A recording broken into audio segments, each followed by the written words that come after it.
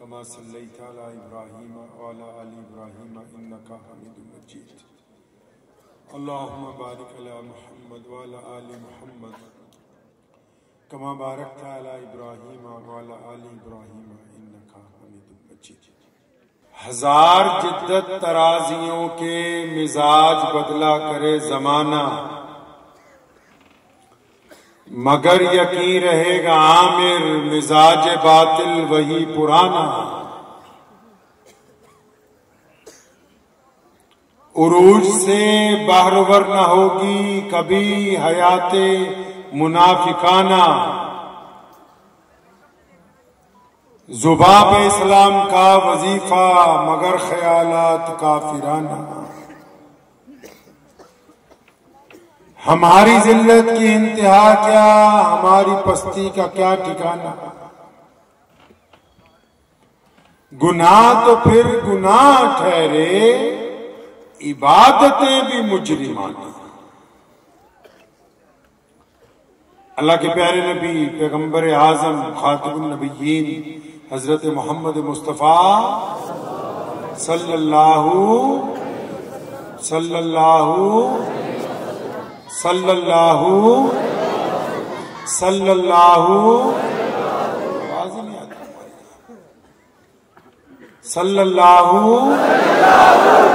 علیہ وسلم. پیارے نبی علیہ السلام سیدنا ابوبکر صدیق رضی اللہ تعالیٰ عنہ کو ساتھ لے کے ہجرت کے لیے نکلے ہیں مکہ المکرمہ سے. ابھی 1-2 دن ہوئے ہیں اور آپ علیہ السلام غار میں تشریف رکھتے ہیں.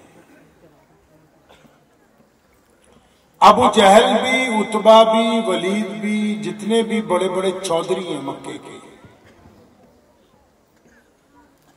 وہ پاگلوں کی طرح محمد رسول اللہ صلی اللہ علیہ وسلم کو تلاش رہے ہیں. کہاں چلے گئے؟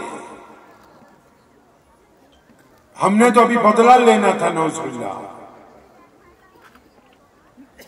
اب جب وہ تلاش رہے ہیں، انہوں نے اپنے بندے بھی لگائے، مخبر بھی لگائے، جاسوس بھی لگائے. تو چند دن کے بعد ایک جاسوس نے آ کے ابو جہل کو کہا، جو ان سب کا بڑا چودھری تھا، گورنر تھا جو مکے کا اس وقت، آ کے اس نے کہا جاسوس نے کہ مجھے پتہ لگ گیا کہ محمد رسول اللہ صلی اللہ علیہ وسلم کو کہاں رکھا گیا ہے، لیکن جس بندے کو یہ پتہ ہے وہ کوئی مرد نہیں ہے، وہ تو ابوبکر صدیق رضی اللہ تعالیٰ عنہ کی بیٹی اسماء بنت ابوبکر ہے.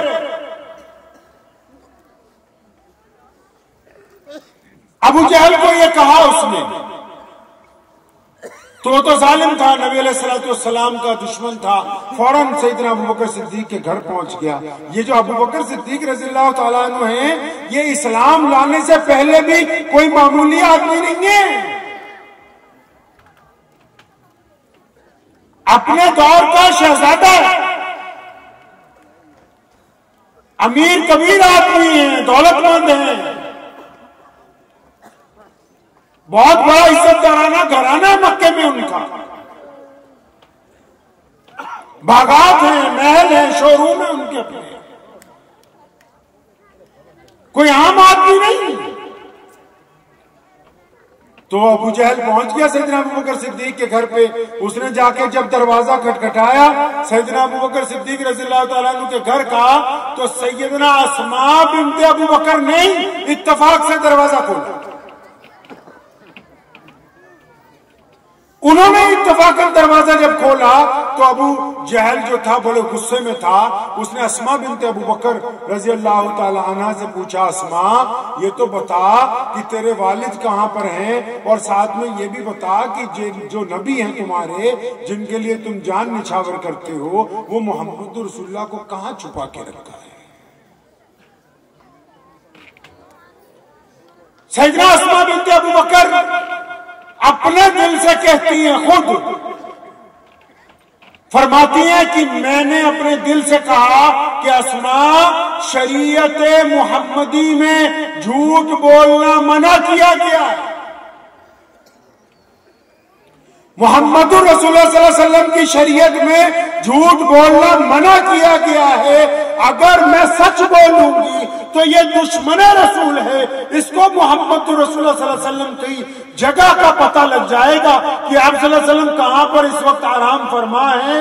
اور اگر میں جھوٹ بولوں گی تو نبی کی شریعت کا نقصان ہو جائے گا. اگر پھر سچ بولوں گی تو یہ نبی علیہ السلام کو نقصان پہنچاتا ہے. اب اسماء کے سامنے یہ چیلنج آ کے کھڑا ہو گیا کہ اگر اسماء سچ بولتی ہے تو نبی علیہ الصلوۃ والسلام کی ذات مبارکہ کو نعوذ باللہ نقصان پہنچنے کا اندیشہ ہے، اور اگر جھوٹ بولتی ہے تو محمد رسول اللہ کی جو بنیاد ہے، رسول اللہ کے جو احکامات ہیں ان کے ٹوٹ جانے کا خطرہ ہے. تو سنو اسماء نے کیا کہا. سیدنا اسماء بنت ابو بکر رضی اللہ تعالیٰ عنہ نے کہا بڑی جرت کے ساتھ ابو جہل کو، فرمایا سن میری بات سن. اب اپنی بات بند کرتے. مجھے پتا ہے، ابو بکر کی بیٹی کو پتا ہے کہ محمد رسول اللہ صلی اللہ علیہ وسلم اس وقت کہاں ہے، اور مجھے پتا ہے میرے والد ابو بکر کہاں ہے. میں جانتی ہوں، راستہ بھی پتا ہے، جگہ بھی پتا ہے، نشاندہی بھی کر سکتی ہوں. میرے نبی نے کہہ رکھا ہے کہ جھوٹ نہیں بولنا. میں سچ کہتی ہوں کہ اسماء کو پتا ہے، لیکن تیرے میں جرت ہے تو مجھ سے پوچھ کے دکھا. اسماء مر تو سکتی ہے، محمد رسول اللہ کا پتہ نہیں بتا سکتی ہے. پڑھیے کبھی امام بخاری کو. لکھا ابو جہل نے اتنا تشدد کیا، سیدنا اسماء رضی اللہ تعالیٰ عنہ کا ایک کان پھٹ گیا جس میں بالی پہن رکھی تھی. جب پتھر کے اوپر گری ہے مار کی شدت کی وجہ سے لہو لہان ہو گئی. ابو جہل مارتا مارتا جب تھک گیا تو اپنے یاروں کو کہتا کہ چلو اب یہ کسی کام کی نہیں رہی، اس کو اتنا مار دیا ہے کہ اب یہ کہیں آ جا نہیں سکتی. ابو جہل جب وہاں سے واپس جاتا ہے تو سیدنا اسماء بنت ابو بکر رضی اللہ تعالیٰ عنہ اٹھتی ہیں، گھر کا دروازہ بند کرتی ہیں، اور پھر گھر میں جا کے رونا نہیں رو رہی، بہنوں کو نہیں کہہ رہی، والدہ کو نہیں کہہ رہی کہ مجھ پہ تشدد ہوا ہے، کیونکہ ڈیوٹی ابا نے اسماء کی لگا رکھی ہے. اسماء سیدنا ابو بکر صدیق کی رازدار ہے. خاموشی سے اپنے زخم کو کپڑے کے ساتھ باندھا، اپنے سر کو. اور سیدنا اسماء بنت ابو بکر نے پھر دوبارہ چولہا جلایا ہے اور تازہ کھانا بنایا ہے. اور پھر رات کے دوسرے پہر اندھیرے میں اسماء چلی ہے اپنے گھر سے. اور گھر کہاں ہے؟ جہاں آج خانہ کعبہ ہے، جس کے اوپر چاند تارے میں گھڑی لگا رکھی ہے، اس کے دائیں طرف گھر ہے. اور جانا کہاں ہے؟ غار ثور میں، جہاں نبی علیہ السلام آرام کر رہے ہیں. آج حاجی جب اس غار تک جاتا ہے ٹیکسی کروا کے جاتا ہے، اور اس غار کی پہاڑی اتنی اونچی ہے کہ اس زمین سے 5000 فٹ اونچی ہے. اسماء چلی ہے گھر سے کھانا لے کے زخمی حالت میں، اور پھر اس پہاڑ تک گئی، غار تک پہنچی. والد نے دیکھا، حیرت ہوئی، فرمایا اسماء بیٹا آج یہ عجیب طریقے سے سر پہ کپڑا کیوں باندھ رکھا ہے؟ اسماء کیا بات ہے؟ ابا جی کوئی بات نہیں، آپ یہ کھانا پیغمبر صلی اللہ علیہ وسلم کو پیش کیجئے. نبی علیہ السلام کو پتہ لگا، پیارے محبوب صلی اللہ علیہ وسلم پوچھتے ہیں اسماء بیٹا بتاؤ تو صحیح ہوا کیا ہے؟ جب رحمت للعالمین نے پوچھا تو اسماء کی آنکھوں سے آنسو نکل آئے. فرمایا یا رسول اللہ صلی اللہ علیہ وسلم ابو جہل نے آپ کا پتہ پوچھنے کے لیے مجھ پر تشدد کیا ہے. نبی علیہ السلام نے ہاتھ اٹھائے اللہ کریم کے دربار میں کہ الہ العالمین ابو بکر پر اور اس کی اولاد پر اور اس کے پورے کنبے پر آپ کرم فرمائیں. ابو بکر جو قربانیاں دے رہا ہے، اس کا خاندان جو قربانیاں دے رہا ہے، اس کا بدلہ اگر کوئی دے سکتا ہے تو صرف اللہ ہی کی ذات دے سکتی ہے. ایک بیٹی ہے اپنے گھر میں بیٹھی قرآن پڑھ رہی ہے، اور اس کا بھائی چلا جا رہا تلوار لیے کس کو مارنے کے لیے؟ محمد رسول اللہ صلی اللہ علیہ وسلم کو نعوذ باللہ قتل کرنے کے لیے. راستے میں ایک صحابی ملے، پوچھا عمر کہاں جاتے ہو؟ فرمایا میں جا رہا ہوں نعوذ باللہ تمہارے نبی کے خلاف. فرمایا ہمارے نبی کو بعد میں دیکھنا، تمہارے گھر میں جاؤ نا، تمہاری بہن جو ہے اور تمہارا جو بہنوئی ہے ان دونوں نے کلمہ لا الہ الا اللہ محمد رسول اللہ پڑھ لیا.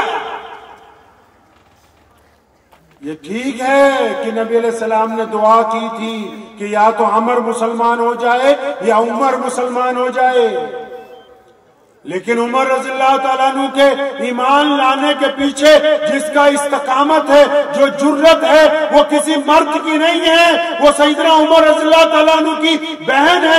شدت سے مار کھائی، بہنوئی نے مار کھائی، مار کھانے کے بعد سیدنا عمر کو لگا کہ اب یہ دین چھوڑ دے گی، اس کے باوجود کہتی ہے کہ بھائی جان آپ بھی اگر محمد رسول اللہ صلی اللہ علیہ وسلم کا کلام سن لیں، آپ بھی اگر اس رب کریم کا کلام پڑھ لیں تو آپ بھی ہمارے ساتھ شامل ہو جائیں گے۔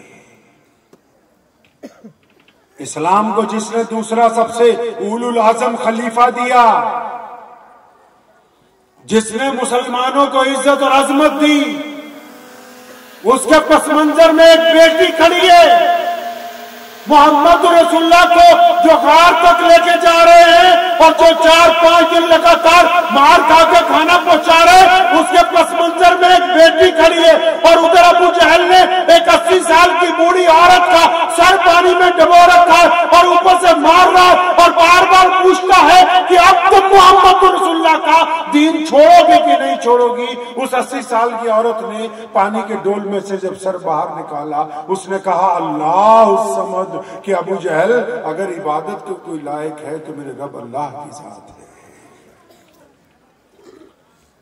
یہ جو دین ہم تک پہنچا ہے، دہرادون کے اس مدرسے تک، اس دین کے لیے جو قربانیاں پیش کی گئیں، اس کے لیے روئے زمین پر، کائنات کی زمین پر جو پہلا قطرہ خون کا گرا، وہ کسی مرد کا نہیں ہے، وہ کسی صحابی کا نہیں ہے، وہ کسی نوجوان کا نہیں ہے، وہ کسی بوڑھے مسلمان کا نہیں ہے۔ روئے زمین پر محمد الرسول اللہ صلی اللہ علیہ وسلم کے دین کے لیے دشمن اسلام ابو جہل کے سامنے سب سے پہلے جو ڈٹ کر کھڑی ہوئی ہے، وہ 80 سال کی ایک بوڑھی اماں ہے، وہ مسلمانوں کی ایک خاتون ہے جس کا نام سمیہ رضی اللہ تعالی عنہ ہے، اور ابو جہل نے ان کے دونوں پیر الگ الگ اونٹوں سے بندھوائے، دونوں ہاتھ الگ الگ اونٹوں سے بندھوائے، اور پھر پوچھتا ہے سمیہ آخری بار پوچھتا ہوں، رسول اللہ سے زیادہ پیار ہے کہ اپنی جان سے زیادہ پیار ہے؟ قربان جاؤں اس 80 سال کی بوڑھی عورت پر۔ اس نے کہا تھا ابو جہل اگر تم میری بوٹیاں کتوں سے بھی نچوا دو گے تو میرے خون کا ایک ایک قطرہ کہے گا کہ سمیہ کو اگر کسی سے عشق اور محبت ہے تو وہ محمد رسول اللہ صلی اللہ علیہ وسلم۔ پڑھیے تاریخ کو اپنی، اونٹ دوڑائے گئے، اور بعض مورخین نے لکھا کہ ابو جہل نے ایک بڑا برچہ حضرت سمیہ رضی اللہ تعالیٰ کی شرمگاہ میں مارا، ان کو شہید کرنے کے لیے، اور جسم کے ٹکڑے ٹکڑے کر دیے، لیکن دنیا کا طاقتور ترین آدمی ملت اسلامیہ کی اس بوڑھی ماں کے سامنے ہار گیا، کیونکہ اس نے اپنی قربانی دینے کو منظور کیا، لیکن دشمن کے سامنے اپنا سر جھکانا اس نے منظور نہیں کیا۔ پیارے محمد صلی اللہ علیہ وسلم نے بتانا ابھی مسلمانوں کو کہ میں اللہ کے رسول بن کے آیا ہوں۔ ابھی یہ بات لوگوں تک نہیں پہنچی، لیکن سب سے پہلے جس کے سامنے پہنچی ہے وہ کوئی اور نہیں ہے، وہ ہماری ماں ہے، وہ امت المومنین سیدنا خدیجہ الکبریٰ رضی اللہ تعالی عنہا ہے۔ اور دیکھو پیغمبر اعظم کی بیوی نے، مسلمانوں کی ماں نے، محمد رسول اللہ نے جب ان کو یہ بتایا کہ آج میرے ساتھ یہ معاملہ ہوا کہ اللہ کی طرف سے اعلان آ گیا کہ بتاؤ جا کے لوگوں کو کہ تم اللہ کے رسول بن کر آئے ہوئے ہو، اگر کوئی اور ہوتا تو پتہ نہیں کیا کہتا۔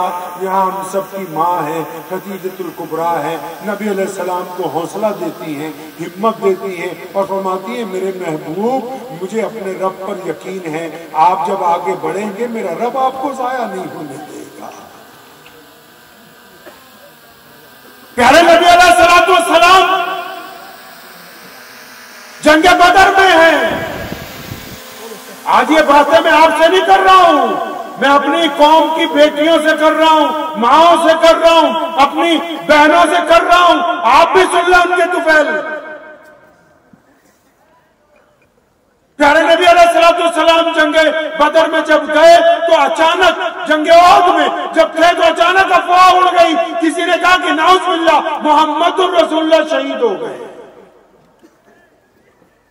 اس جنگ میں ایک عورت شامل ہے، خاتونیں تو بہت ساری شامل ہیں لیکن ایک خاتون شامل ہے، اس کا نام ہے ام عمارہ رضی اللہ تعالی عنہ۔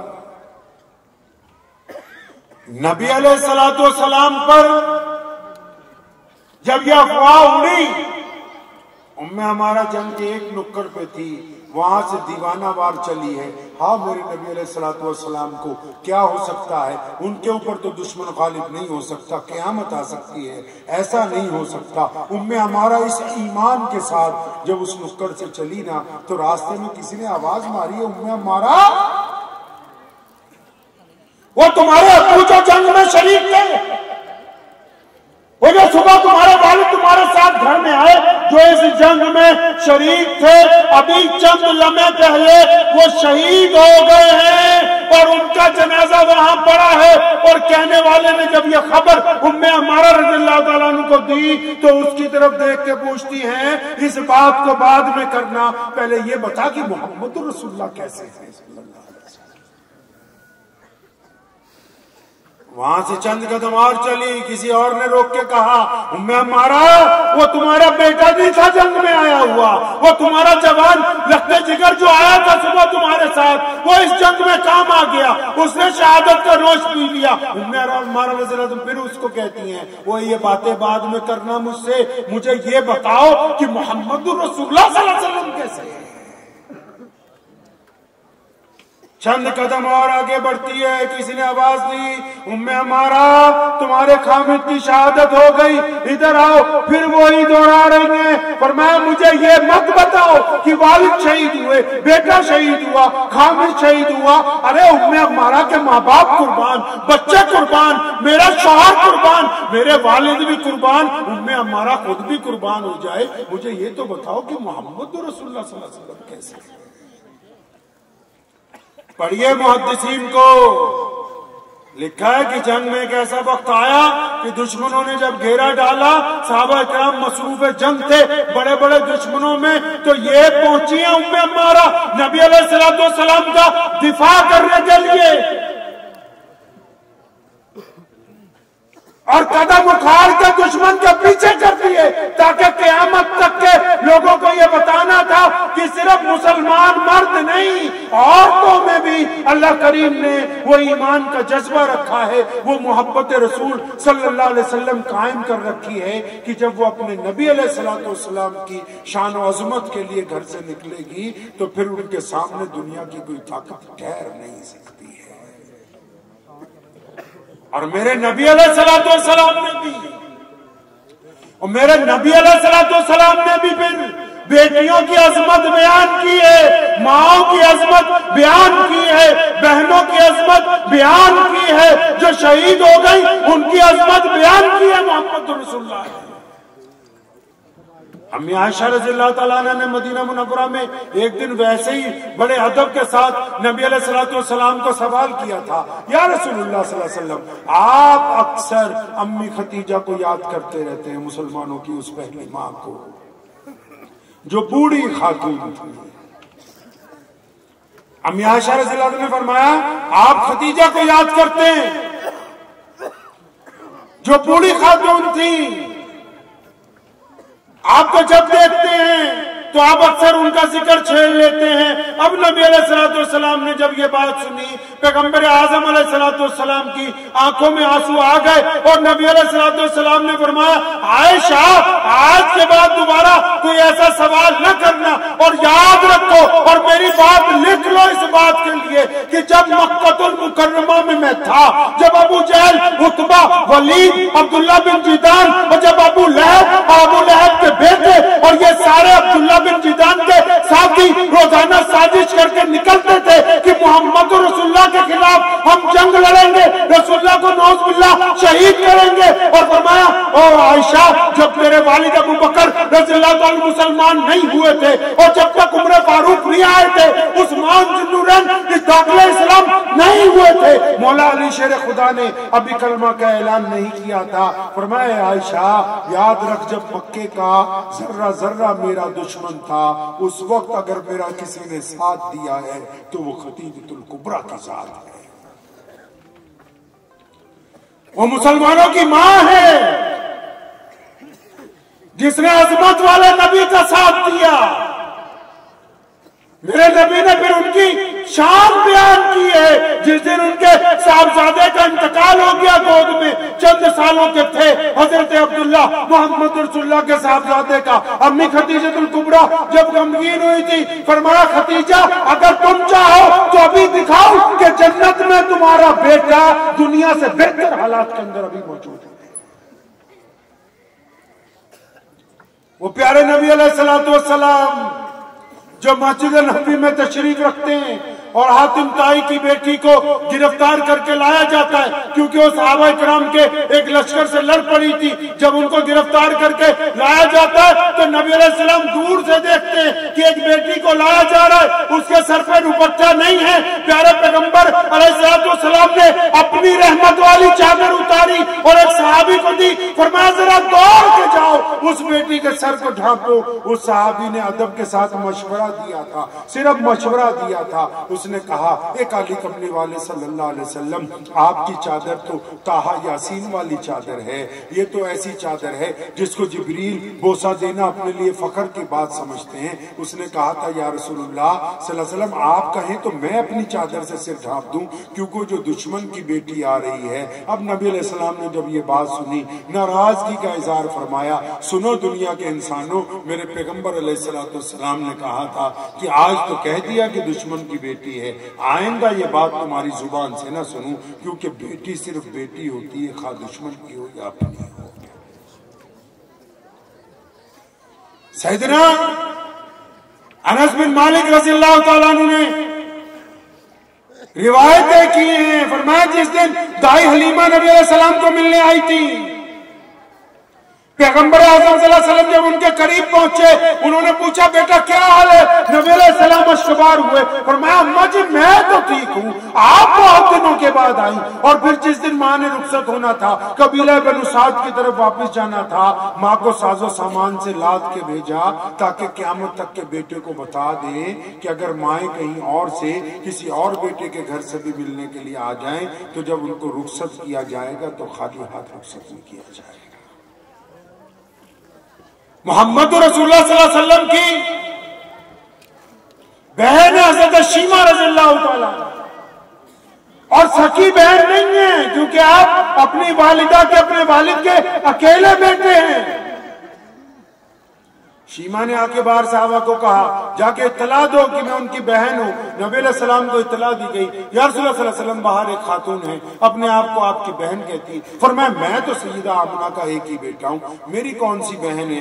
اطلاع دینے والے نے کہا ان کا نام شیمہ ہے۔ فرمایا ہاں وہ دائی حلیمہ کی بیٹی میری رضائی بہن، ہم دونوں نے ایک ہی ماں کا دودھ پی رکھا ہے، جب وہ آئی ہیں بوڑھی ہو گئی ہیں، فرمایا یا رسول اللہ صلی اللہ علیہ وسلم جب آپ ہمارے گھر پہ تھے میں آپ کو میں لے کے جایا کرتی تھی، اور جب بھی میں کبھی آپ کو چراگاہ کی طرف لے کے گئی ہوں تو یقین مانے رب کائنات کی قسم ہے درختوں نے جھک کے سلام کیا ہے، میرے جانور بھی صرف آپ کی شہر مبارک کی زیارت کے لیے چپ چاپ بیٹھے رہا کرتے تھے۔ اب نبی علیہ السلام کے بعد جب بہن آئی، اب اس کی عمر 60-70 سال ہے، پیغمبر اعظم صلی اللہ علیہ وسلم نے اس کو کہا، پیشکش کی کہ اگر تو کہے تو میں تجھے مدینے میں ہی رکھوں، گھر بنا کے دوں، خادمائیں دوں، خادم دوں۔ فرمانے لگے نہیں یا رسول اللہ صلی اللہ علیہ وسلم کچھ قیدی تھے وہ چھڑوانے ہیں اور میں نے واپس جانا ہے۔ اور نبی علیہ السلام نے پہلے سارے کام پوچھ کے کیے، کبھی قیدی چھوڑنے تھے ابو بکر عمر عثمان علی رضی اللہ عنہ کو پوچھا کرتے تھے، لیکن آج جب بہن آئی ہے رہائی کا بھی حکم دیا، جانور لانے کا بھی حکم دیا، نئے لباس لانے کا بھی حکم دیا، ساز و سامان دینے کا بھی حکم دیا، کھانے پینے کی چیزیں بھی لانے کا حکم دیا، تاکہ دنیا کے انسانوں کو بتانا تھا کہ جب بہنیں ملنے کے لیے آ جائیں تو بیویوں کے ڈر سے ان کو خالی ہاتھ واپس نہیں کیا جائے گا۔ یہ داستان اس لیے آپ کو سنا رہا ہوں کیونکہ ہمارے معاشرے میں جو خرابیاں آنی شروع ہوئی ہم نے پہلے اپنی بیٹی کو پیچھے کیا، اپنی ماں کو پیچھے کیا، اپنی بہن کو تعلیم سے پیچھے کیا. ہم نے سوچا ان کو تعلیم یافتہ کرنے کی بہت زیادہ ضرورت نہیں ہے، جبکہ آج سے 1450 سال پہلے محمد رسول اللہ صلی اللہ علیہ وسلم کے پاس سیدنا مولا علی کرم اللہ وجہ جس دن پہنچے. اٹھاؤ کبھی صاحب طبقات کو، صاحب نسائی کو، کبھی امام ابو داؤد کو، کبھی امام بخاری کو. سیدنا ابو بکر صدیق رضی اللہ تعالیٰ عنہ نے مولا علی سے کہا، علی جاؤ نا فاطمہ کا رشتہ مانگو. سیدنا عثمان رضی اللہ تعالیٰ نے حضرت عمر بن خطاب رضی اللہ تعالیٰ نے کہا کہ علی جاؤ تو صحیح، جا کے اللہ کے رسول صلی اللہ علیہ وسلم کی بیٹی کا رشتہ مانگو. اور رشتہ بھی کون سا مانگنا ہے؟ جو پہلے سے اللہ نے طے کر رکھا ہے. رشتہ بھی کون سا ہے؟ جو اللہ نے پہلے سے طے کر رکھا ہے. اب سیدنا علی رضی اللہ عنہ نبی علیہ السلام کے پاس پہنچے. اور آپ کو بتاؤں صحابہ میں مولا علی رضی اللہ عنہ پیارے پیغمبر کو سب سے زیادہ عزیز ہیں. چچا کے بیٹے بھی ہیں. اور عزیز تر کیسے بنے؟ جس دن سارے خاندان کو نبی علیہ السلام نے بلایا تھا، سارے خاندان کو نبی علیہ السلام نے مکہ میں اکٹھا کیا تھا اعلان نبوت کے بعد کہ میں اپنے خاندان والوں کو اپنا ساتھی بناؤں، یہ میرے ساتھ ہو جائیں گے تو ہم مل کے دین کی بات کریں گے، دین کو فروغ پہنچائیں گے. سارے رشتہ دار بلائے، ان کو بہترین کھانے کھلائے. اور جب وہ کھانا کھا چکے نبی علیہ السلام نے ان کو سامنے یہ بات رکھی کہ میں اللہ کا سچا رسول بن کے آیا ہوں اور ایک رب کی عبادت کی دعوت تمہیں دینے آیا ہوں، تم لوگ میرا ساتھ دو گے. جتنے بڑے بڑے تھے سب کو سانپ سونگ گیا تھا، سانپ سونگ گیا تھا سب کو. اتنے بڑے لوگوں کے بیچ میں سب سے پیچھے ایک بچہ 13-14 سال کا بیٹھا ہوا ہے. اس نے اپنے پنجوں، اپنی ایڑیوں کو پنجوں کے بل اٹھایا اور پھر دونوں ہاتھ ہوا میں اٹھائے اور پیچھے سے نعرہ مارا ہے، لبیک یا رسول اللہ صلی اللہ علیہ وسلم. تو کہہ دیا، پیچھے سے نعرہ مارا ہے انہوں نے، لبیک یا رسول اللہ صلی اللہ علیہ وسلم، کہ میں حاضر ہوں. وہ پیچھے سے جو پورے خاندان کے پیچھے سے اکیلا تنہا وہ بچہ جو نعرہ مارنے والا ہے وہ اور کوئی نہیں، وہ شیر خدا مولا علی رضی اللہ تعالیٰ عنہ کے ساتھ گرا. اب وہ پہنچے. سنو بیٹیوں کے ساتھ معاملہ کرنے والوں، سنو محمد رسول اللہ صلی اللہ علیہ وسلم کی باتیں. مولا علی رضی اللہ عنہ پہنچے، شرماتے ہوئے اپنی بات رکھی. یا رسول اللہ صلی اللہ علیہ وسلم فاطمہ کا ہاتھ مانگنے آیا ہوں، بیٹا بھی تو انہی کے گھر کا ہے. تو نبی علیہ السلام نے کہا ٹھیک ہے بیٹھو. آپ صلی اللہ علیہ وسلم اندر تشریف لے گئے. رشتہ اللہ نے کر رکھا ہے، پھر یاد رکھنا. اور ادھر نبی علیہ السلام کا طریقہ دیکھو. اللہ بھی چاہتے ہیں کہ فاطمہ الزہرا کا نکاح کس سے ہو؟ مولا علی کرم اللہ وجہ سے ہو. لیکن ادھر نبی کا طریقہ دیکھو اور سیکھو ایک اچھا باپ کیسا ہوتا ہے. نبی علیہ السلام نے امی عائشہ رضی اللہ تعالیٰ عنہ کو کہا اور جو گھر کی خواتین تھی کہ جاؤ تو ذرا ہماری بٹیا فاطمہ الزہرا سے پوچھو کیا وہ علی کے لیے راضی ہیں، رضامندی کا اظہار کرتی ہیں. نبی کی بیٹی ہے، نبی علیہ السلام کا انکار تو آ ہی نہیں سکتا.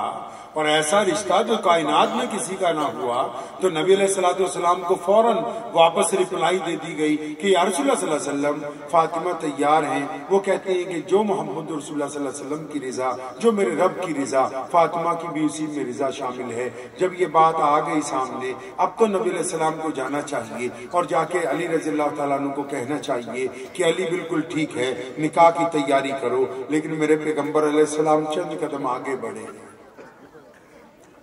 نبی علیہ السلام آگے بڑھے، اپنی بٹیا کے پاس پہنچ گئے. کیا خوبصورت بات کہی ہے. اور نبی علیہ السلام کیسی کائنات میں صاحب خلق عظیم کی دولت لے کے آئے ہیں. اپنی بٹیا کے ہاتھ پہ سر رکھا اور فرمایا، اپنی بٹیا کے سر پہ ہاتھ رکھا اور فرمایا بٹیا اگر ختیجہ زندہ ہوا، سیدنا سمیہ رضی اللہ تعالیٰ عنہ جن کی میں نے آپ کے سامنے بات رکھی، جو اسلام کی پہلی شہید ہے، وہ صرف اکیلی پہلی شہید نہیں ہے، سمیہ رضی اللہ تعالیٰ عنہ کے جو خامد تھے سیدنا یاسر رضی اللہ تعالیٰ عنہ، وہ بھی وہیں پر بندے ہوئے ہیں۔ پہلے بی بی نے شہادت دی، پھر خامد نے شہادت دی، یعنی پہلی پوری کائنات میں شہید عورت اور تمام شہیدوں میں پہلی شہید وہ بھی اسی گھر کی ہے۔ مردوں میں جو سب سے پہلے شہید ہوا وہ بھی اسی گھر کے ساتھ تعلق رکھتا ہے۔ انہیں یہ حوصلہ کس نے دیا؟ انہیں یہ حوصلہ سیدنا سمیہ رضی اللہ تعالیٰ عنہ۔ اور پھر یہ اماں تو چلی گئی، یہ اماں تو چلی گئی، بیت اللہ کے باہر ایک درخت کے ساتھ سیدنا عمار بن یاسر کو سمیہ رضی اللہ عنہ کے بیٹے کو باندھا ہوا ہے۔ ابو جہل مار رہا ہے، بار بار درے مارتا ہے کہ یاسر ایمان چھوڑ دے، تیری ماں کو قتل کر دیا، تیرے باپ کو قتل کر دیا، یاسر ایمان چھوڑ دے۔ یاسر کو یہ جذبہ کس نے دیا؟ یاسر کو یہ جذبہ کس نے دیا رضی اللہ تعالیٰ عنہ؟ یاسر کو یہ تربیت کس نے دی ہے؟ یہ سمجھایا کس نے کہ بیٹا محمد رسول اللہ صلی اللہ تعالی علیہ وسلم کے لیے قربان ہونا بڑی عزت کی بات ہوگی۔ سیدنا بلال رضی اللہ تعالیٰ عنہ روز مار کھا کے گھر آتے، اماں روز پٹیاں کرتی ہے۔ اٹھاؤ تاریخ دانوں کو، کسی بھی تاریخ دان نے یہ لفظ نہیں لکھے، ایک دن بھی بلال کی اماں نے نہیں کہا یار بلال چھوڑ، تو کس پنگے میں لگ گیا، بلال چھوڑنا تو روز مار کھاتا ہے۔ بلال کی والدہ روز بلال کی مرم پٹی کرتی ہے اور اس کو حوصلہ دیتی ہے، کوئی بات نہیں بلال، محمد رسول اللہ کا جو راستہ ہے اس سے بہتر راستہ کائنات میں کسی کے پاس موجود نہیں۔ آپ سے میں پوچھتا ہوں، آپ کے جو بیٹے بدماشی میں لگے، آپ کے خاندان میں جو لوگ سگریٹ پی رہے ہیں، جن کے منہ میں تمباکو ہے، جو سود پر جا کے پیسے لے رہے ہیں، جو اپنی بیویوں کے چہرے پہ تھپڑ مار رہے ہیں، جو اپنی بہنوں کو نعوذ باللہ گالیاں دیتے ہیں، جو محلے کی بیٹیوں کو تاکتے ہوئے ایک نکڑ سے دوسری نکڑ تک چھوڑ کے آتے ہیں، ان کی تربیت بگڑی اسی لیے کیونکہ آپ نے بیٹیوں کو پڑھانا چھوڑ دیا، آپ نے بیٹیوں کو طاقتور بنانا چھوڑ دیا۔ اگر یہ بیٹی صاحب علم ہوتی، اگر یہ بیٹی صاحب کمال ہوتی، اگر یہ بیٹی صاحب تقوی ہوتی تو یہ اپنے بیٹے کو ڈانٹ کے رکھتی کہ خبردار کسی کی بیٹی کی طرف آنکھ اٹھا کے نہ دیکھنا۔ یہ اپنے خامد کو کہتی کہ خبردار فلاں نشہ کر کے گھر آئے گا تو پھر کھانا ملنے والا نہیں ہے۔ یہ تربیت کرتی اپنے نونہالوں کی، جو آج آوارہ گردی کرتے ہو، پھر رہے موٹر سائیکلوں پہ نشہ خرید کے، خود بھی اپنا جسم خراب کر رہے، اپنے یاروں کا بھی کر رہے۔ ان کی تربیت جس کوکھ سے ہونی تھی، آپ نے اس کوکھ کو تعلیم سے محروم کر دیا، اس کو طاقت سے محروم کر دیا۔ محمد رسول اللہ صلی اللہ علیہ وسلم کے دور میں معالج بھی بیٹیاں ہیں اور مفتی بھی بیٹیاں ہیں۔ ارے جاؤ تاریخ اٹھاؤ تو صحیح، میرے پیغمبر محمد علیہ السلام ظاہری طور پر پردہ فرما گئے، اور خلافت پر کون بیٹھا؟ کون بیٹھا خلافت پر؟ امیر المومنین سیدنا ابو بکر صدیق رضی اللہ تعالیٰ عنہ خلافت پر بیٹھ گئے ہیں۔ ذرا اٹھاؤ تاریخ دانوں کو اور تاریخوں کو پوچھو، میرے نبی علیہ السلام جب نہیں تھے، ابو بکر جب کسی مسئلے میں اڑ گئے، ابو بکر جب کبھی پریشان ہوئے، ابو بکر کی کیبنٹ کے لوگ جب کبھی پریشان ہوئے، مسلمانوں کے کسی لشکر کو جب کبھی مشکل کا سامنا کرنا پڑا، مسلمانوں کے سامنے کبھی کوئی بہت بڑا پریشانی آ گئی تو کس دروازے پر گئے ہیں؟ دروازہ وہی تھا جہاں محمد رسول اللہ رہتے تھے۔ فرق یہ تھا کہ آقا آرام فرما ہو گئے، پردہ کر چکے، لیکن آقا کی بیوی ہم سب کی ماں امی عائشہ رضی اللہ تعالیٰ عنہ موجود ہیں۔ خلیفہ پھر بھی جاتے ہیں تو در رسول پر جاتے ہیں اور وہاں سے مسلمانوں کی ماں بتاتی کہ اس مسئلے سے نکلنا کیسا ہے۔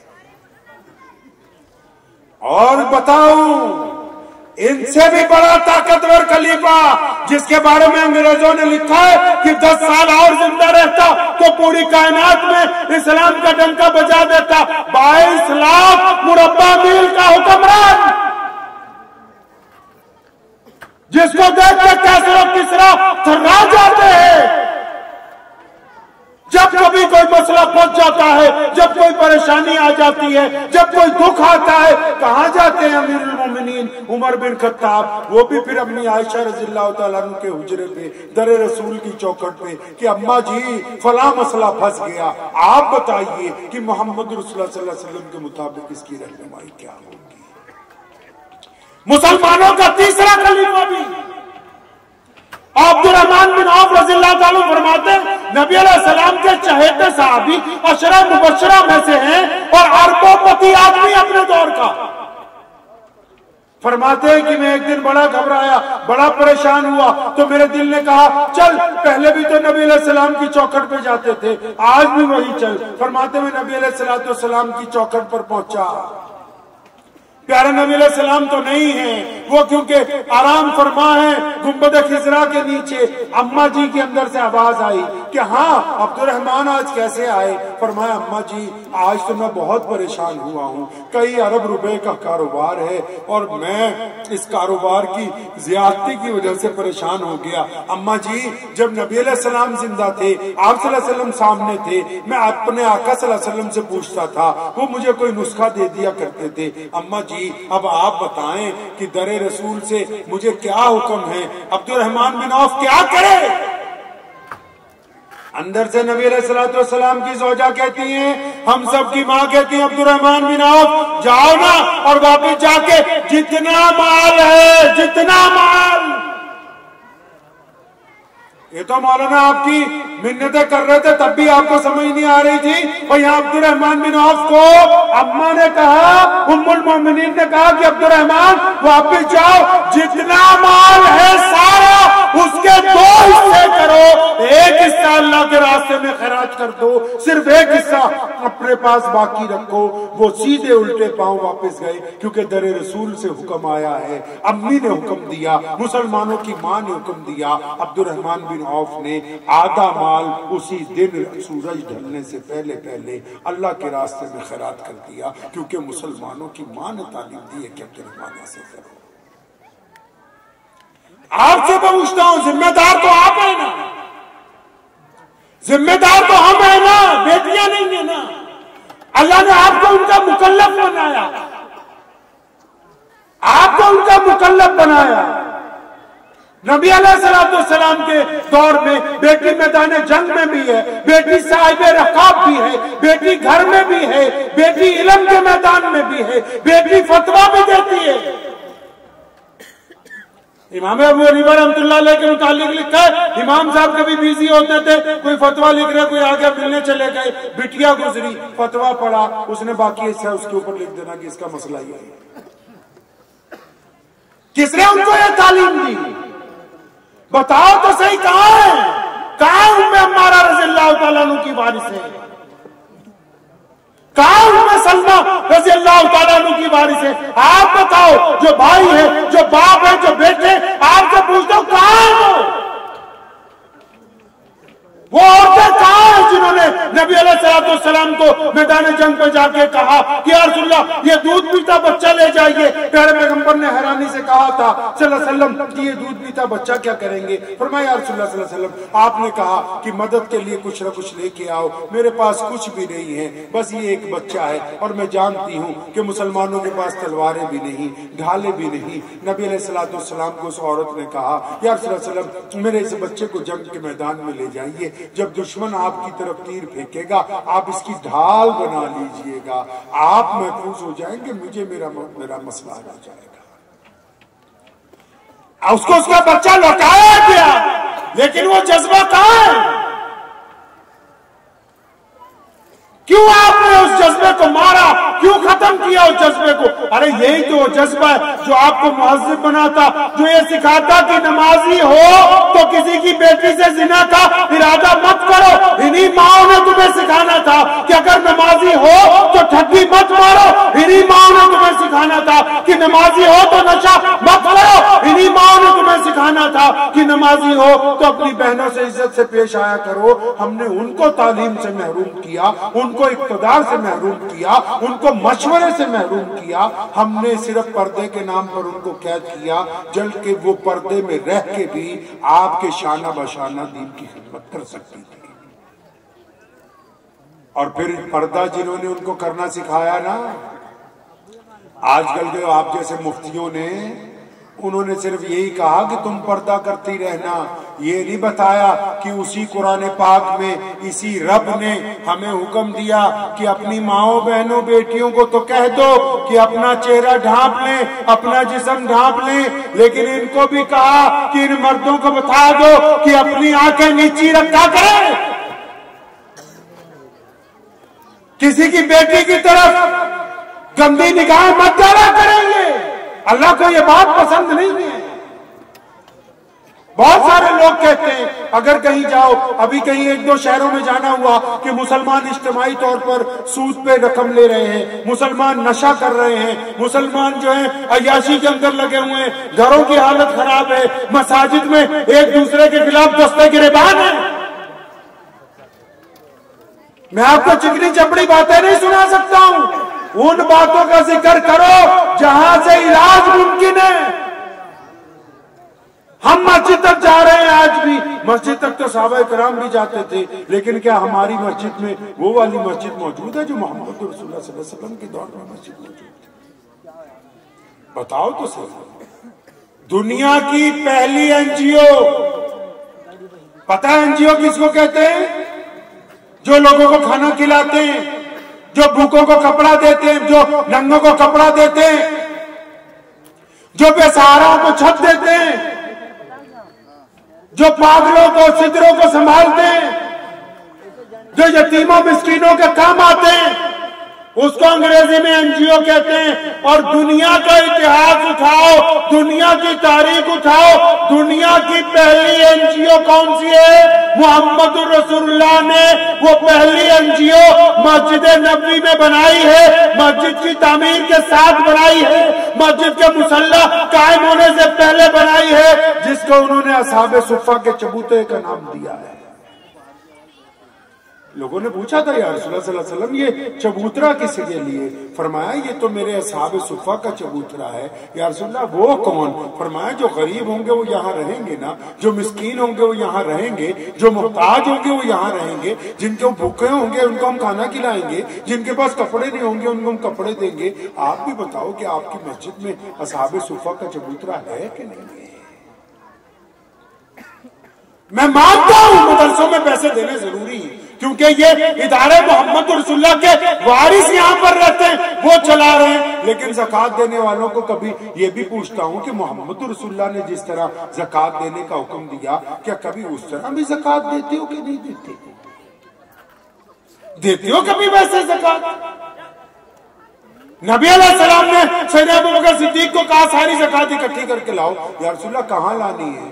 اپنی مسجد میں لانی ہے اور کہاں لانی ہے؟ پتہ لگا کہ آپ کے محلے کی زکوٰۃ کہاں اکٹھی ہونی ہے؟ مسجد میں. اچھا امام صاحب کیا کریں گے, متولی کیا کرے گا, چودھری کیا کریں گے؟ میرے نبی نے ہمیں سکھایا کہ مسلمانوں نے مسجد اس لیے نہیں بنائی کہ صرف نماز پڑھتے رہو, زکوٰۃ بھی اسی میں اکٹھی کرنا. کیوں؟ کیونکہ جو محلے میں غریب ہوگا, جو محلے میں مسکین ہوگا, جو محلے میں محتاج ہوگا, جس کا گھر گرنے والا ہے, جس کی بیٹی کی شادی ہونے والی ہے, جس کی دکان قرضے میں ہے, جس کے پاس ایک ٹھیلا بھی موجود نہیں ہے, تم پہلے اس کو زکوٰۃ دو گے تاکہ وہ بھی اگلے سال صاحب زکوٰۃ بن جائے. ذرا بتاؤ تو صحیح مسلمانوں کو ایک کام تو ہے جو رسول اللہ کے مطابق کرتے ہو. نہ مسجد میں اصحاب صفہ کا چبوترا ہے, نہ یتیموں کے لیے کھانا ہے, نہ مسکینوں کی خبر گیری ہے. ارے یہ چیزیں تو بہت بڑی ہیں جو میں بات کر رہا ہوں. یہ تو مولوی کو 20,000 روپے تنخواہ نہیں دے سکتے, شاید آدھوں کی جان نکل جائے گی اسی میں.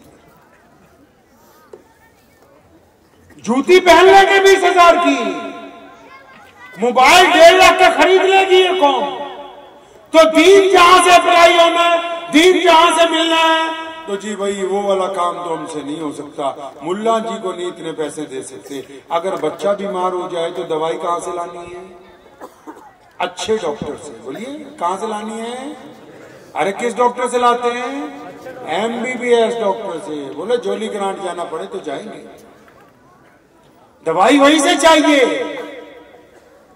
گاڑی خریدنی ہے تو کہاں سے؟ بولے شو روم سے نکلوا کے لائیں گے. موبائل خریدنا ہے تو کمپنی کا چاہیے. اور دین سیکھنا ہے, فتوا چاہیے تو ڈاکٹر صاحب بھی فتوا دے رہے, انجینئر بھی فتوا دے رہا ہے, کیلے بیچنے والا بھی فتوا دے رہا ہے, باورچی بھی فتوا دے رہا ہے, ٹھیلے والا بھی فتوا دے رہا ہے, متولی بھی فتوا دے رہا ہے. چھوڑا ہی کوئی نہیں. دین اتنا سستا, دوائی اتنی اچھی چاہیے کہ ڈاکٹر ڈگری والا ہو, اور دین اتنا سستا کہ ہر ایک گہرا فتوا دیتا پھر رہا کہ میں بتاؤں گا دین کیا ہے. تبھی تو دین کا بیڑا گرک کر رکھا ہے. کھیل بنا لیا اسلام کا. اسلام کا مقصد یاد نہیں, محمد رسول اللہ کی باتیں یاد نہیں, اسلام کی بنیاد یاد نہیں. آپ ہی بتاؤ ذرا چھاتی پہ ہاتھ رکھ کے, آپ کے پاس کوئی ایسا امام ہے, کوئی ایسے حضرات ہیں جن کی آپ اچھی طرح خدمت کرتے ہو اور وہ اپنے گھر سے بے نیاز ہو کے 24 گھنٹے صرف آپ کے دین کے لیے لگ جائیں؟ آپ تو مولوی کو تنخواہ دیتے ہوئے خود ہی رونے لگ پڑتے مسجد والے ہو. مسجد میں پتھر لگاتے رہنا, جہاں سے رسول اللہ صلی اللہ علیہ وسلم کی باتیں آتی ہیں اس طرف کچھ کام کرنے کی کوشش نہیں. مسجد کیوں بنائی؟ نماز کیوں پڑھتے ہیں؟ پتہ نہیں. زکوٰۃ کیوں دیتے ہیں؟ پتہ نہیں. روزہ کیوں رکھتے ہیں؟ پتہ نہیں. بیٹی کو کیا پڑھانا؟ پتہ نہیں. ماں کیسی ہو؟ پتہ نہیں. بہن کیسی ہو؟ پتہ نہیں. بس اتنا پتہ ہے کہ سال میں ایک بڑھیا سا جلسہ ہونا چاہیے, اور 2-4 باورچی بلاؤ, 50-60 دیگیں اتارو بریانی کی. ایک طرف سے آپ کھاتے جاؤ, دوسری طرف سے آ کے جلسے میں بیٹھتے جاؤ. یہ صرف آپ کی نہیں میں بات کر رہا ہوں, اکیلی آپ کی نہیں کر رہا ہوں, میں پورے ملک کی بات کر رہا ہوں. دشمن دنیا میں کائنات میں ایسا کوئی نہیں, پوری کائنات میں اسلام کا کوئی ایسا دشمن ہی نہیں جو اسلام سے زیادہ طاقتور ہو یا مسلمانوں کے اوپر اقتدار کر سکتا ہو. اگر کہیں پر ہمیں کبھی شکست ہوئی یا پسپائی ہوئی تو اس کے ذمہ دار ہمارے اعمال بنتے ہیں, ہمارے اعمال بنتے ہیں. نبی علیہ السلام نے ہمیں 2 باتیں سمجھائی. فرمایا رب رسول کی مان لو اور دنیا کو برابری کا درجہ دے دو. ہم نے نبی علیہ السلام کی دونوں باتوں کو بلا دیا. ہم نے کہا نہیں نماز پڑھنی ہے, تو اللہ نے کہا نماز کس لیے پڑھنی ہے؟ ہم نے خود ہی اپنے پاس سے, کیونکہ ہم نے مولویوں کے پاس تو جانا نہیں. اب مولوی تو اپنے مطلب کے چاہیے. اب تمہیں فائدہ یہ ہے کہ ادھر ساتھ میں سہارنپور میں فیکٹری لگی مولوی بننے کی. اب کوئی مولوی صحیح بات بتائے گا تو یہ کہیں گے اس کو نکالو اور لے, فیکٹری قریب ہے تو اس کو 100 رخصت کرو دوسرا. اب نبی علیہ السلام کیا چاہتے ہیں, نماز کیسے پڑھنی ہے, اللہ کیا چاہتے ہیں وہ تو علماء نے بتانا ہے. ہم کہتے ہیں کہ مولوی ہمارے مطابق چلے. قرآن چاہتا ہے کہ مولوی اللہ اور اس کے رسول کے مطابق چلے. اب بتاؤ عزت کدھر کو ہے, اللہ اور اس کے رسول صلی اللہ علیہ وسلم کا کہنا ماننے میں ہے کہ نوٹ دینے والوں کا کہنا ماننے میں؟ عزت کدھر کو ہے بتاؤ مجھے. اب بتاؤ تو صحیح عزت کدھر ہے بھائی؟ اللہ اور اس کے رسول کا کہنا ماننے میں ہے نا. تو سیکھنا کس سے ہے؟ سیکھنا تو ان تمام اکابرین سے ہے, ان علماء سے ہے. ہم تو ان کے پاس کبھی جاتے نہیں. ہم تو اپنا آرڈر سنانے جاتے ہیں کہ ملا جی اب قالین بچھوا دو, چٹائیاں اٹھوا دو, اب پانی گرم کروا دو, اب ٹھنڈے کا ٹائم آ گیا ٹھنڈا کروا دو, اب شامیانہ لگوا دو, اب اتروا دو, اب پوچھا لگوا دو. ہم تو ان باتوں کے اوپر گفتگو کرتے ہیں. ہم تو اللہ اور اس کے رسول صلی اللہ علیہ وسلم کی بات ہی نہیں کرتے مسجد میں جا کے. 2-4 رٹی رٹائی باتیں. ہمیں نماز پڑھ رہا متقی मुत्तकी हूँ। अमीर मोमिनीन सैयदना उमर बिन खत्ताब रज़ियल्लाहु अन्हु तशरीफ रखते, एक बंदा नमाज पढ़ने के लिए आया तो साथ में जो बंदा बैठा था उसने कहा या अमीरुल मोमिनीन, ये बड़ा मुत्तकी है, परहेजगार है, अच्छा है, दीनदार है। तो सैयदना उमर रज़ियल्लाहु अन्हु ने पूछा तुझे कैसे पता? फरमाया फजर, जोर, असर, मगरिब, इशा में आता है, तहज्जुद में भी आता है। उसकी गुद्दी पे एक रखी। फरमाया इसके माँ बाप से जाके पूछ, अगर वो ये कहते हैं कि ये फर्मा बरदार है तब तो ये नमाजी है, अगर वो कहते हैं कि ये बदमाश है तो ये नमाजी नहीं, ये बदमाश ही है। इसकी बीवी से जाके पूछ कि ये जालिम है कि उसका दोस्त है। वो अगर कहे ये जालिम है तो ये जालिम है, ये नमाजी नहीं। नमाज क्यों बनी? अल्लाह ने कुरान में साफ साफ कहा कि नमाज इसलिए फर्ज कर दी गई। आपको तो पता ही होगा, सबको पता है ना? अरे नमाज फर्ज है, पता है कि नहीं? अरे मालूम है नहीं भाई?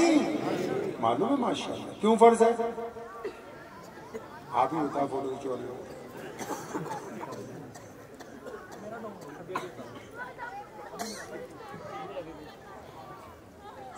अकेले आप ही नहीं है, सबके फ्यूज जुड़े हुए हैं। नमाज इसलिए फर्ज है कि अल्लाह फरमाते हैं कि ताकि तुम गंदी बातें करनी छोड़ दो, अच्छी बातें करनी। अब बताओ, इतनी सी बात में बताओ, पूछने ही नहीं गए कभी उनसे? गए हो पूछने? पूछा कभी जाके कि हज़रत नमाज क्यों फर्ज हुई? ये 10 आयतें निकाल देंगे कुरान पाक में से, और 10 का मतलब यही है। एक जगह अल्लाह फरमाते हैं इसलिए ताकि गंदी बातें करनी छोड़ो, अच्छी बातें करो। फिर कहते हैं इसलिए ताकि तुम अच्छे बन जाओ, यतीमों को खाना खिलाओ। फिर कहते हैं इसलिए ताकि तुम्हें मुत्तकी बनाना है। कुरान ने तो वाज़ेह तौर पर बात खोल के सामने रख दी कि तुम अच्छे बंदे बन जाओ ताकि रसूलुल्लाह सल्लल्लाहु अलैहि वसल्लम को इस दीन के लिए अच्छे लोगों की जरूरत है। अब हमें तो यही नहीं पता कि नमाज फर्ज क्यों है। अंदाजा लगाओ कितनी दूर है इस्लाम से। गोश्त खाने का नाम इस्लाम नहीं है। रॉन्ग नंबर मिला हुआ है हमारा भी। अच्छा देखिए, हुई पी के रहा। दूसरों को मजाक उड़ाने की बजाय खुद अपनी बात करो। हमें खुद ही नहीं पता नमाज पढ़नी क्या क्यों है, रोजा क्यों रखना है, मस्जिद क्यों बनाई। नबी अलैहिस्सलाम का हुक्म है, नमाज तो घर में भी पढ़ सकते थे। हुक्म हुआ मेरी उम्मत मस्जिद में आएगी, जमात से नमाज पढ़ेगी, इकट्ठे होकर नमाज पढ़ेगी, एक कंधों से कंधा जोड़ के नमाज पढ़ेगी, ताकि इनके दिल आपस में मिल जाएंगे, ताकि ये एक दूसरे के भाई भाई बन जाएंगे। इसलिए मस्जिद बनाई है। इसलिए मस्जिद बनाई कि मस्जिद के आसपास कोई भूखा नहीं सोएगा, चाहे वो मुसलमान हो या गैर मुस्लिम हो। इसलिए मस्जिद बनाई कि नमाज पढ़ने वाले किसी की बेटी के ऊपर जिना की निगाह नहीं डालेंगे, बेटी चाहे मुसलमान की हो चाहे किसी गैर मुस्लिम भाई की हो। इसलिए मस्जिद बनाई कि इस मस्जिद के अंदर आने वाले लोग बेहतर बन के बाहर निकलेंगे, समाज में अच्छाई की बात करेंगे, बुराई की बात को पीछे ले जाएंगे। अब तो ये भी पता नहीं कि मस्जिद क्यों बनाई, तो लोग कहते हैं नमाज पढ़ने के लिए मस्जिद बनाई। मस्जिद के पड़ोसी भूखे सो रहे हैं, मस्जिद वालों को खबर नहीं। घर में रिश्तेदारी में भाई सखा बहन सखी रिश्तेदार परेशान है, हमने कभी चंद पैसे उनके दरवाजे के नीचे नहीं डाल के आगे लिफाफे में कि चलो तुम्हारी अल्लाह के लिए मदद हो जाए और तुम्हारा भरम भी रह जाए, तुम्हारी बेइज्जती भी ना हो, मेरे से भी मेरा रब राजी हो जाए। हमने तो कभी कुछ ऐसा नहीं किया है। बताओ तो सही मुसलमानों, वो दिन कहाँ है जिसकी मोहम्मद रसूलुल्लाह सल्लल्लाहु अलैहि वसल्लम हमसे तमन्ना करते हैं। उस दिन की तरफ आइए। अक्सर मैं लोगों को पूछता हूं, आजकल आपसे भी पूछ रहा हूं, अपने जरा दिल पे हाथ रख के बताओ। दिल है ना आपके लगा हुआ? हाथ रख लो, ये किसी दिल पे हाथ रख लो, कोई बात नहीं। मुझे पता है 12 बज गए, कोई बात नहीं। दिल पे हाथ रख लो। दिल है किस तरफ पहले ये भी नहीं पता करता।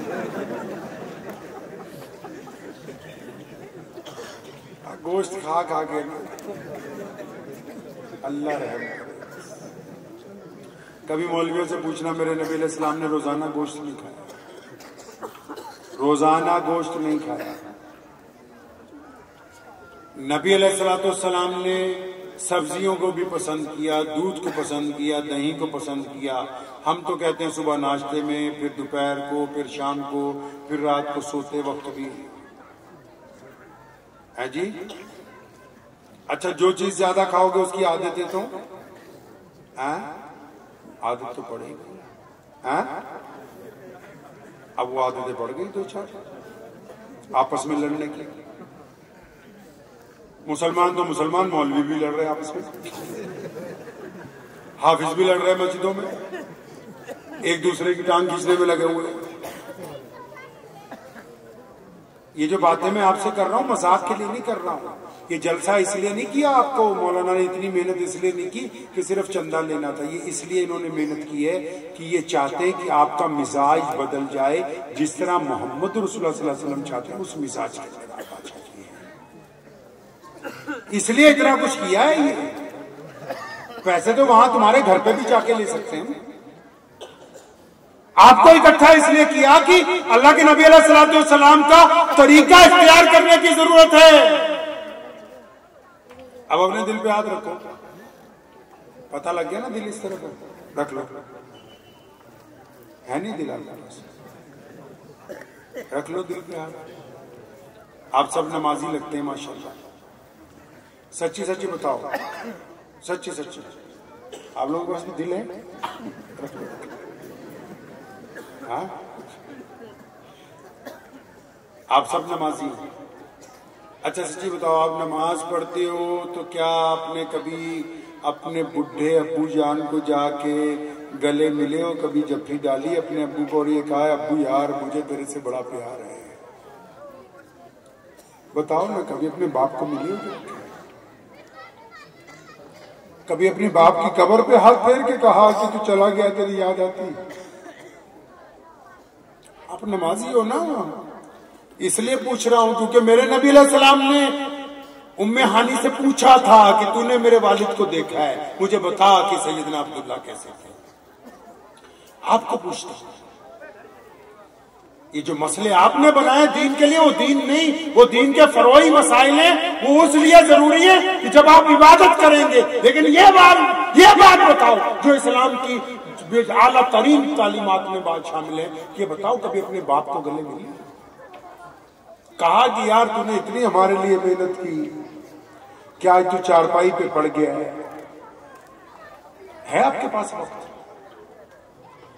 اچھا یہ بھی نہیں کیا تو یہ بتاؤ اپنی اماں جی کے کبھی پیر دبائے؟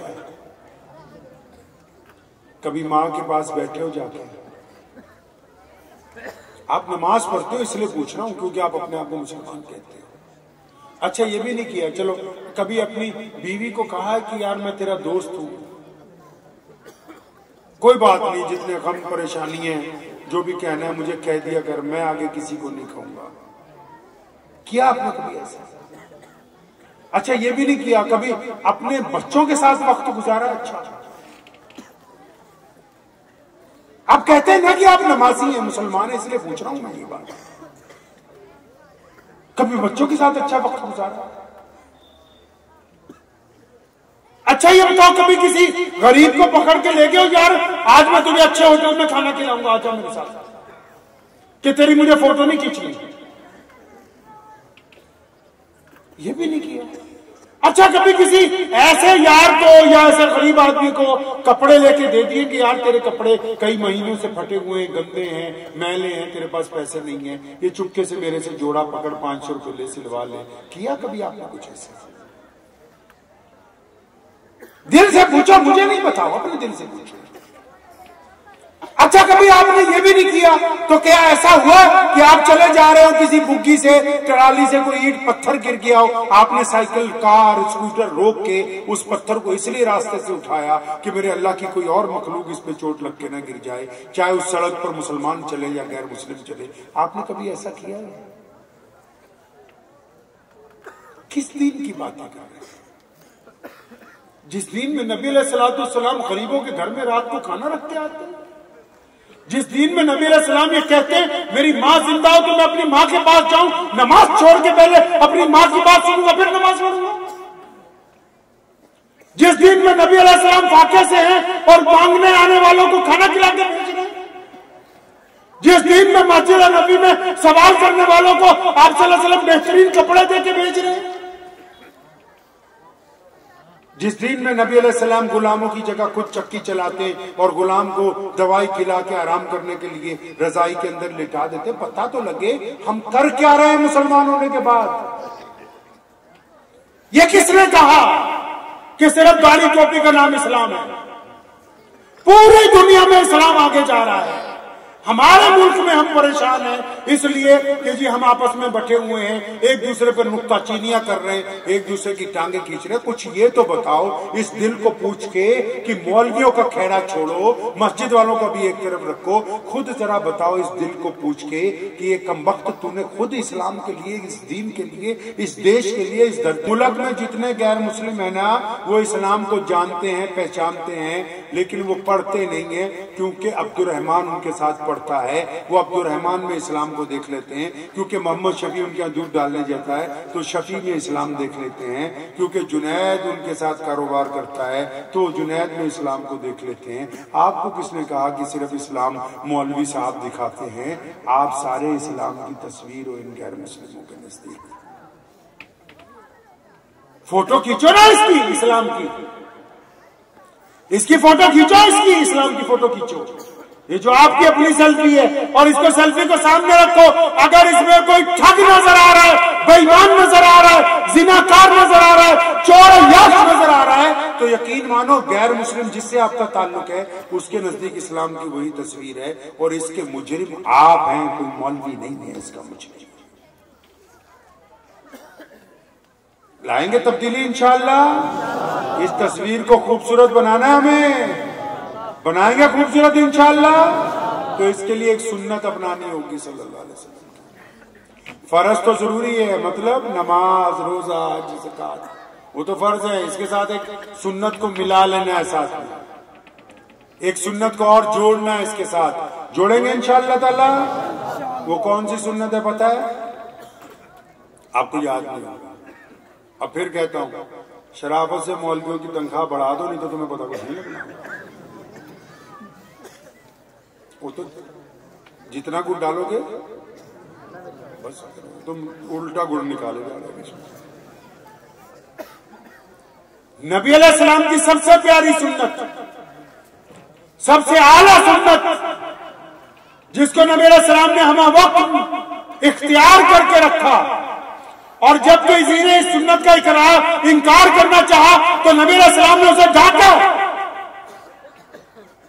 ایک صحابی، انہوں نے نبی علیہ السلام سے کہا یا رسول اللہ ہمیں فلاں بندے پہ شک ہے، وہ بے ایمان ہو سکتا ہے۔ پیارے پیغمبر علیہ السلام کو غصہ آ گیا، فرمایا کیا تم نے اس کی چھاتی پھاڑ کے دیکھی؟ فرمایا چھاتی پھاڑ کے دیکھی اس کی؟ تو کیا مطلب؟ میرے نبی علیہ السلام چاہتے ہیں کہ آپ جب بھی سوچیں تو پوزیٹیو سوچیں، جب بھی سوچیں تو اچھا سوچیں، جب بھی سوچے تو مثبت سوچیں۔ یہ نبی علیہ السلام چاہتے ہیں، یہ رسول اللہ صلی اللہ علیہ وسلم کی سنت ہے۔ انہوں نے کبھی کسی کے متعلق نعوذ باللہ کوئی غلط رائے قائم کی۔